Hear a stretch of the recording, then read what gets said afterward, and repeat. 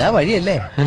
ആത്തെന്തായിരുന്നു പരിപാടി? അമ്പലത്തിലൊരു വഴിപാടിന്റെ കാര്യം പറഞ്ഞ. വഴിപാടായിരുന്നല്ലോ, നല്ല കാര്യമായിട്ടായിരുന്നല്ലോ. തോന്നിയ ദിവസം പറയുന്നത്. തോന്നിയ ദിവസം കാണിച്ചിട്ട് ആ പാവം ജവാന്റെ ഫോട്ടോയില് മാലിട്ട് ചന്ദനത്തിൽ എത്തിക്കണോ അല്ലേ? പുരുഷേട്ടനെങ്ങാനും അറിഞ്ഞാ പിള്ളേച്ചന്റെ ഫോട്ടോയില് മാലിട്ട് ചന്ദനത്തിൽ എത്തിക്കേണ്ടി വരും. വീട്ടിൽ വെച്ച് ചതറിക്കും. നാട്ടുകാരെ വിളിച്ചു കൂട്ടിട്ട് മോൻ എന്ത് കിട്ടും? എനിക്കൊന്നും കിട്ടില്ല, പിള്ളേച്ചന് കിട്ടും. നല്ല അസല് പുതുക്ക്. വലിയ നിലവിലുള്ള ആളല്ലേ, എല്ലാരും ഒന്ന് അറിയട്ടെ എന്ന്. നീ എന്റെ മാനം കളയരുത്. നിനക്ക് എന്ത് വേണേലും ഞാൻ തരാം. എന്ത് തരും? എന്ത് വേണം?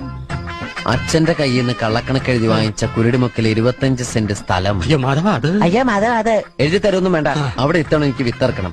അതെന്റെ ഒരു മോഹം. ഞാൻ പടവല വിട്ടിരിക്കുക. ആയിക്കോട്ടെ, അത് വിറ്റ് കഴിഞ്ഞാൽ എനിക്ക് വിത്തറക്കാലോ. ഇറക്കാം. പുറപ്പെടാം. പോകാൻ വരട്ടെ. ഇതൊക്കെ മറക്കാതിരിക്കാൻ ഞാനൊന്നും കൂടെ തന്നാലോ? വേണ്ട, ആരും കാണൂല. വേണ്ടെന്നേ.